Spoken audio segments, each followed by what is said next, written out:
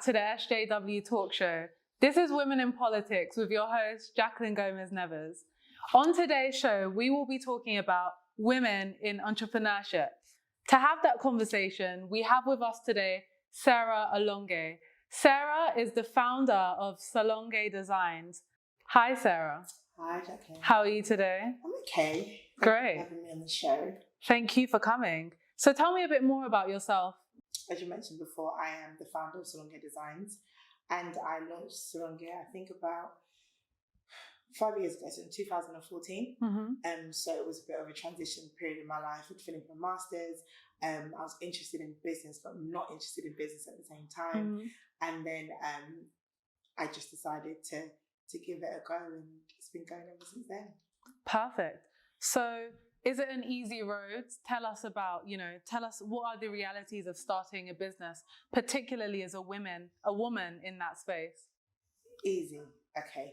Definitely not easy. I think I probably underestimated how hard it would be. And I say that not because I ever thought it would be easy, but because I've always had my business whilst doing something else. Okay. So I've always worked full time whilst having my business. So balancing that and making sure that my business, which is my baby, doesn't suffer, has been quite a challenge over the years. But I think starting it in terms of getting funding and all of that is the easy part. As much as people think that's oh wow, that's usually the hard part for some businesses. It is hard. Yeah, I'm not going to say it's easy. It has been hard, but I think getting the funding is getting the funding, but maintaining a business and making sure your business is successful, that's a completely different ballgame. Absolutely, and making sure it's a sustainable business, because being in something short term is different to having it long term. Okay, interesting. So what is it you do with your business? What is it you sell, or what are your services? So I'm from Nigerian descent, and a big part of the Nigerian culture is something called Asoebi. Okay. And that's basically uniform attire that people wear for like weddings or occasions. And to source that fabric in the UK is quite expensive. Okay. And for younger persons getting married, they tend to get their mum to try and find fabric, and then there's that generational, divide. So I thought, okay, why not pitch in and be that person that works with the bride essentially to get her perfect fabric. And from that, I also do bespoke lace pieces for brides. I've done a number of brides over the years, do big celebrations, and I've recently started collaborating with designers to provide their fabric for wedding dresses. So it's evolved over the years, and I'm extremely thankful for that. Nice. So you're providing hair and fabric for... So not hair. Okay, just the lace. Yes. Oh, so I should lace. Do you know what? I'm so used to kind of speaking about it, thinking everyone knows. So lace is the type of fabric. Right. So it's not hair. We're not talking about hair, guys. We're talking about fabric. Yeah, so, but it's not even just lace. It's the fabric varies. We also have something called Asoebi, which is quite heavy, and also supplying that as well. Okay, fair enough. So what are some of the barriers in that space? So you mentioned for you funding hasn't really been a barrier. So what have been some of the barriers for you in the entrepreneur space? With funding, if I just clarify with that, I found finding funding is hard. But it just isn't the hardest part. I self-funded my business for a long time, hence why. From your full-time job? From my full-time job. And that, from that, I was thankful enough to make revenue, and then the money I make from my business wasn't my pocket money. I think a lot of the times when people have businesses, they spend their money, but really you should reinvest the money you get from the business. And that's how I always funded it. So it wasn't because I got a loan or anything, it's just funding from the revenue that I make from the business. But I think one of the biggest barriers for me is the saturation of the market. So when I started, I didn't really feel like there was a lot of people doing it, but now I do think that there is. And I love the analogy people use with bread. That there's so many different bread brands, but Hovis didn't stop because they saw that Kingsmill, whatever it's called, had their own brand. They carried on, and there's always going to be something unique to you, and that's what you have to hold on to. Doesn't mean it's not going to be hard. It doesn't mean that you won't lose customers. I've had customers who've gone all the way to the end, and they found another supplier. All my hard work has gone to that supplier, down to the print that they use, is the color, and it's almost like, wow, why has that happened? But you can't be discouraged. No. You just have to keep on going and knowing that these are the hurdles that you face in business. Absolutely. And I love that bread analogy you made. There's always something that makes you stand out, whether that's in politics, whether that's in business. So what makes you stand out? Me. I make me stand out. Why should I go to you? If I want to buy fabric, right? I've got a wedding coming up. My best friend's Nigerian, so we're getting a whole shebang. Why should I come to you? Because from the beginning of the service to the end of the service, you get a personalised service. Okay. It doesn't matter if I have 50 clients in that month. You would always think that you're my only client, and I do that because I'm very honest from the get-go. Like I said, I work full time. I'm heavily involved in a number of different things outside of work as well. But when I say I'm gonna spend time with you, I'm spending time with you. I try to bring your vision to light as much as possible by taking you along the journey. And just so many of my clients have ended up becoming my friends by the end of it. And I've been invited to so many occasions and naming ceremonies and christenings after that, because I'm almost like your friend. That's lovely. It shows trust. That's not a part of your planning process, but like the ear to speak to, like, oh my gosh, my mum's getting on my nerves, or oh my gosh, my bridesmaids aren't pulling their weight. So that's me. I am the difference in my service. That added personalization is so important, and trust, and also authenticity. It sounds like you're bringing your true self to the table, and that's what's making you stand out. So Sarah, tell me, what are some of the unexpected barriers, challenges, opportunities in the entrepreneur space that perhaps you're fresher coming into that space wouldn't necessarily think about? So when I think about going into the business space, entrepreneurship, I'm thinking finance. What's the service I'm providing? How do I find my customers?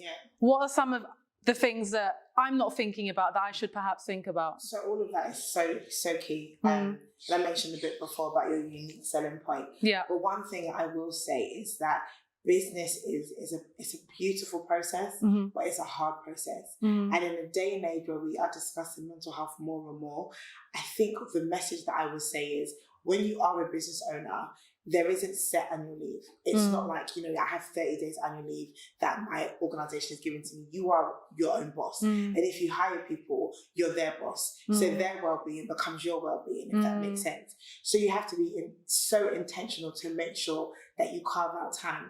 When I started my business, I had so many bad habits. I was composing emails at about 4 o'clock in the morning and scheduling them. And I'm a morning person. So if I was a night owl, it will make sense. But it meant that I would literally be up from about 6 o'clock, and I would wake up at, silly o'clock, maybe like 2. Instead of going back to sleep, I'm there still working on my business. And it meant that in the initial stages, in the birthing stages, that's great. But 1 year in, burnout. It's not sustainable, is it? So on that, what are some of the habits? Because habits are key to any successful career, business, institution. What are some of the habits you'd advise your next generation of entrepreneurs to kind of take on or think about, so that when they're going into this journey, they're going into it with longevity and not going into something that they'll, in a year burn out? Because burnout is real, and it's a real thing, and we're hearing about it, but people are not giving the tips for the habits so that we don't get there. So what I will say is, yes, push and work hard for it, and you will have to work long hours, but be intentional about scheduling breaks. Okay. So give yourself leave. I do solo trips once a year. Some people say once a year is not enough, but okay, it's the time I have, and it works. It works for you. It works for me, definitely. I have a cut-off point as well. So with my clients, they know that once it gets to about 10 o'clock, I'm not picking up the phone. I'll send you a message, like, you're right, babe, can we schedule this call tomorrow? Never going to be rude, but just, I have to set those boundaries for myself. And I will also say as well, you just have to, you have to always reflect. So go back and reflect on how you've been. So at work, I have one-to-ones with my manager every month for every 6 weeks. I have to do that with my business. If it means I'm accountable to someone, and I'm, having quarterly catch-ups with them and saying, okay, this is where I'm at, how can I grow? Or if I'm just literally talking to myself and I'm evaluating what went well. Just because you made money doesn't mean things are going well. In 2, 3, 4 years' time, will people still need your business? And if they don't, how are you then adapting your business to meet the climate? You have things like Brexit, for example, which it did affect my business in a way that people may think, how? Well, I deal in dollars. My suppliers all accept dollars. And I remember overnight when everything kind of, the pound went down, I sent invoices the night before, which was stupid. Everyone said to me, just wait a day because I do the conversion and then I do my profit. And I sent it and instantly I lost about, I can't remember, a couple of pence on the pound. But when you are selling things worth like, fabric worth up to like £600, a couple of pence in the pounds, it adds up, makes a difference to your profit. So I think you have to make sure that you are thinking about the political climate, you're thinking about the social climate, you're thinking about all of these things to make sure that you are doing what it takes to make your business survive. Absolutely, it's so important. Just understanding the climate you're in, and then learning how to navigate around that, and learning what the, trying to figure out what the climate will be in the future, so that you're almost bulletproof. Exactly. You can never dodge bullets, right? No, definitely. But you can try and protect yourself. What I will say as well is that don't beat yourself up when you do make those mistakes. Yeah. Because I feel like yesterday's mistakes are tomorrow's solutions. So I made those mistakes and tomorrow it's like, okay, no, I'm not going to do that again. You know? So learning from the mistakes you make. Trial and error, right? Exactly. A business without a mistake isn't really a business. It's a fairy tale. So you have to make sure you grow and, and also teach those mistakes to other people. Yeah. I get a lot of people messaging me like I'm just starting a business. And the same way I wish I had more people tell me what worked and what didn't work, I then have to feed that information because you do reap what you sow. Sow good seeds and then you will reap good. Absolutely, absolutely. So in terms of, you mentioned you have people messaging you. What would you say to people out there? What would your advice be to your budding entrepreneur? What would you say? Would you say get yourself around some people who are also doing similar things? What would your key core tips be? So the company you keep is so important. Absolutely. It helps to diversify your thoughts. Upskill yourself. Go to workshops. Go to free talks. There's so many things in Eventbrite that is free. Unbelievable. So when I scroll through Eventbrite, I'm like, this is free? And I'll just say it as it is. Like women, we don't pitch as well as men. And it's sad. But we confidence, but that's confidence. That's another aspect. Like it's a big part of why we have a gender pay gap. It's not the only reason, but confidence is a big thing for women. And going to public speaking courses goes a long way. How to pitch your business in 30 seconds. You don't know who you're going to see. Absolutely. It's taken me a long time to master the ability to tell you what I do. Without going, well, I am, and it takes time, but you have to go to the relevant courses and speak to the right people. And you can do that all for free. Watch a YouTube video. Absolutely. Totally agree. So Sarah, social media. We're in the age of tech and social media. What is the role of social media in your business? And what would your advice be in terms of using social media for a budding business? So I'm going to keep it 100. Keep it 100 all the way. 110 if you can. 110. At one point, social media was the thing that made me compare myself to everyone else. It does that. It does that to you. My business to other people who'd come in after me and somehow managed to get double the followers. And I'm thinking, but I've been doing this, But then in doing that, I can't allow that to prohibit me. Instead of hating, let me learn. Like, why are you getting more followers than I am? And, from some of the pages that I looked at, it's because their page was consistent, it was neater, because social media will take your business a long way. The majority of my business in the initial stages came from word of mouth. But over the last 3 months, I would say 90% of my clients have come through social media. 90%? And this summer has been the busiest. I was saying to someone this week that I literally would come home from work and sort out an order, do a collection, do a fitting, because I also do some bespoke pieces. And this was every single day. Then I'll do invoices. And it's just because it's been great. I'm not complaining. But that was all through, I put up a video of a bride and her wedding went viral. Wow. So it's about using those opportunity moments and using your initiative in the process. And when you put your love and care into it, you reap the seeds that you mentioned that you're sowing, right? And that was really good. I think lots of tips there in terms of using your social media. And Sarah mentioned feeling some pressure from social media. But if you remember back to her earlier point about authenticity, personalization, if you bring your purpose and your unique self to the table, then you can make your business stand out and you can make yourself stand out in a concentrated market. So I hope you've learned a lot.